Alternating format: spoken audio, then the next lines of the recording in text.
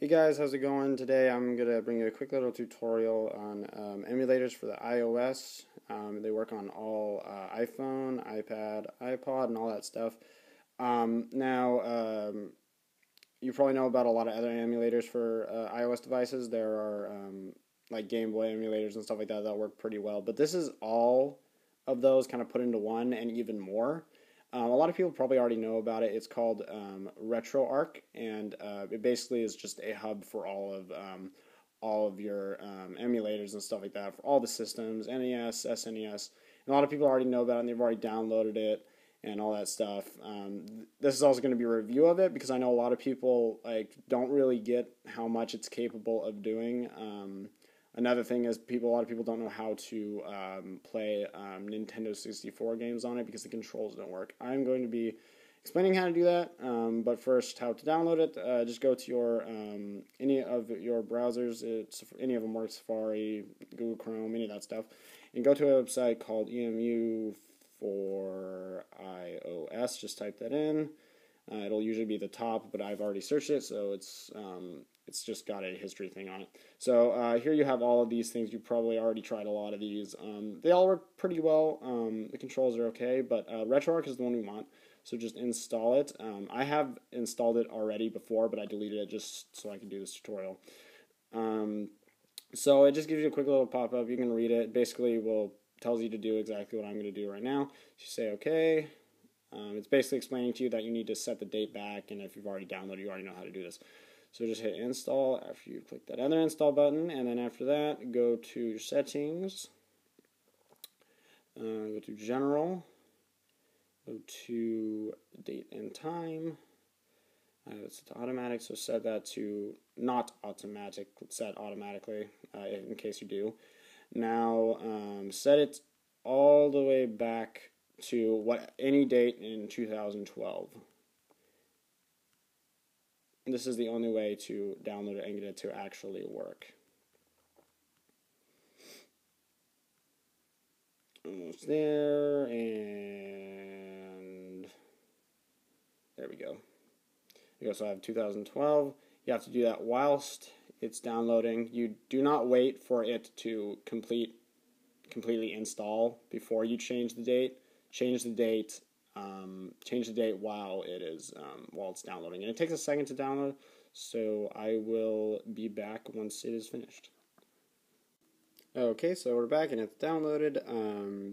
As you can see, you've got the icon right there. It looks pretty cool. So what we're going to do is just going to open it once. All right, and then after you open it, you're greeted with all this weird text. That's right. So just after you opened it once, you can go back to your settings and change your date back, just so you can have the right time and stuff like that. It's always good to have the right time and stuff. All right, so after you change the date back, you don't have to, but it's just good to do that. Plus, your internet will probably be all weird if the date is off and you won't get all this updated stuff. Anyway. So after you do that, after you've got the whole thing, you're ready to get the games for it. Now, to get the games, just go back into your browser. Again, any browser will work. There we go. Okay, so basically what you want to do now is go to your favorite ROM site. It can be, most of them work pretty decently, but if you don't have one or you don't know what they are, I would suggest coolrom.com. It's extremely easy to use, especially for these emulators. It's very straightforward. It also works for PC emulators. It's not where I get my PC emulators from. I get my PC emulators from freeroms.com, but that's beside the point. So after you've got the website up, coolrom.com, just go to it'll start with this ROM search right here. All you want to do is search any game. Let's start with an NES game. Oops, let's start with let's try Mario Brothers, and I'll show you all the games that work for this emulator in a while. So that's the Game Boy Advance version. That's what we would have had to done. That's what we would have had to do if we had just the Game Boy emulator. But we're gonna get the one for the NES. Where are you? Super Mario Brothers. There you go. Now I'm just going to start off with Super Mario Brothers first because it's really small. I think it's only like 20-something KB, which is nothing. Yeah, 31.29 KB. So it'll download in like a second. I won't even need to edit it. So once you click on the game you want, just scroll down to the bottom. Don't mess around with any of these other download stuff. Download now. Scroll into download now, and you'll get this. It should come up with this right here in the corner, open in all EMURA.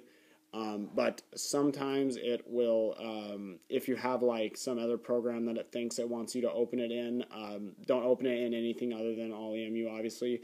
You will get another option over here that says open in. Just hit the open in, and then it'll give you all the options for the stuff to open it in. Find the icon for the RetroArch, and then it'll work.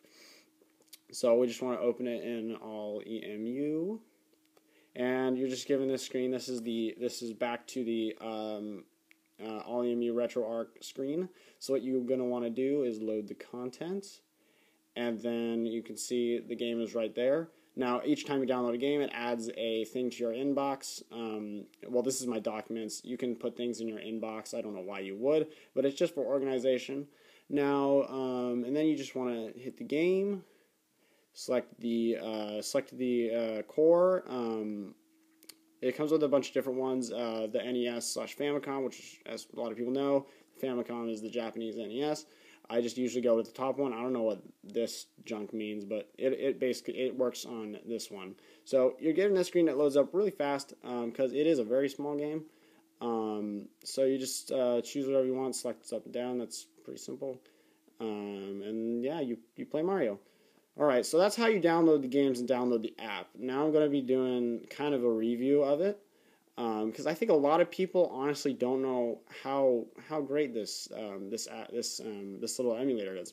So anyway, so you already know how to download the games. This is how you actually this is how you're gonna be able to actually use it to its full potential. So if you go to choose core, you're gonna want to always have it on auto detect because that's just, it's a little more convenient because you can just decide which one it is when you do it. So these are all of the cores it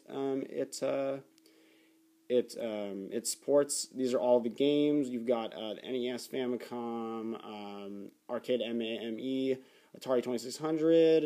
You've got a special Doom thing, which I believe will run the either the PC version of Doom or the Super Nintendo version of Doom. And if I haven't tried it, but it might also do the CDI version of it, which is probably one of the best ports. I'm pretty sure it's the CDI. It might be a different console, but it's one of those early CD based consoles that have it, and it's really good. So you got Neo Geo Pocket, which is really cool. Nintendo 64, of course. Nintendo DS. PlayStation, no PlayStation 2. That would be a bit insane. And it has no GameCube, which kind of sucks, but it does have the SNES, the Sega Master System, and all of those awesome games. It also has the Virtual Boy too, which I'll have to check that out too, because Wario Land is pretty fun. But I might as well just get that on the Game Boy Color. But anyway, so back to the games and how to do stuff. So if we go to load content, we will obviously see that we had a bunch of stuff added because we ran this game, and it added a bunch of presets. You don't have to mess around with those. Just go to the games, choose the thing, and it'll start up, just like I said earlier. Now, right now this is I think this is a custom control scheme for that the app designer actually made himself. But this is how you're going to be able to play all your Nintendo 64 games and all those other games that don't function with these controls. So up here in this little, it looks like the Galaga ship, but it's just the icon for the app. Click that. Now you're given this very bland and straightforward menu screen. This scares a lot of people away because they think it looks really important and complicated. But this is where the game gets really technical and awesome. So you've got save state if you want to create a save state, load state, which is typical for emulators, resume content, restart content, all that stuff. And the other stuff don't really want to mess with. But settings is where we really want to go, and that's really cool. So we can go down to, we can do audio options, video options, all that, change the graphics and stuff like that. And then overlay options is what you want. Go to overlay options, and then at the top it'll start you at overlay reset. If you hit that, you can see all these ones.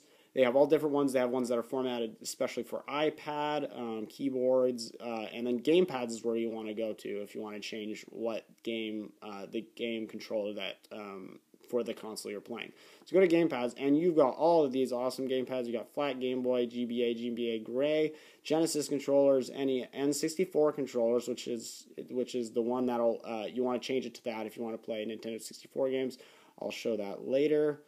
PSX, which is PlayStation, RetroPad, which I believe is like a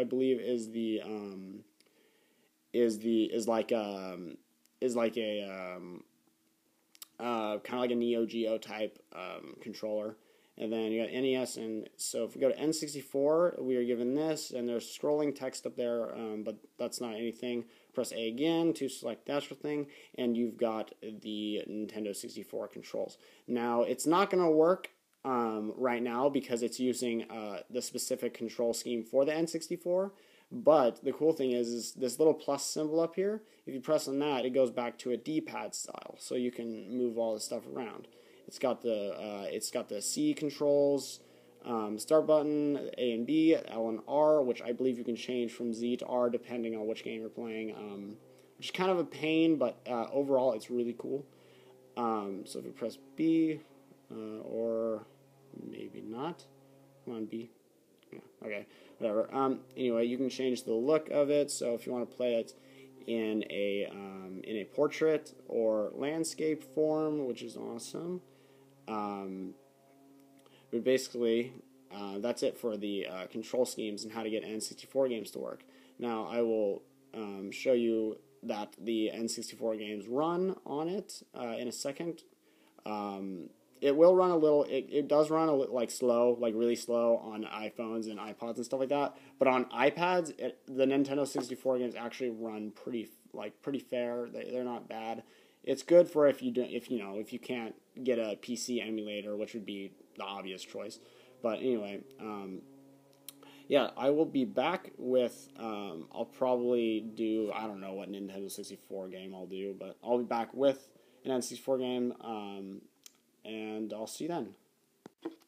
Alright, we're back, and I've got Super Mario 64 on here, and of course, since it is an iPhone 4, the trees are kind of missing. You walk in slow motion, obviously due to bad frame rate.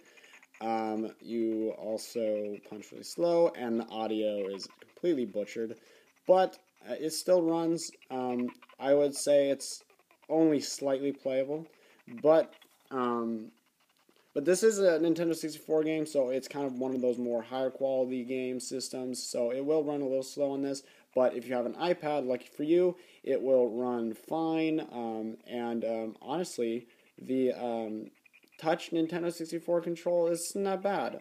I've been able to download games like Ocarina of Time and Majora's Mask, and they run about the same as this one. There are a few missing textures and all that stuff, but overall, it works, especially on iPads. So yeah, that's great.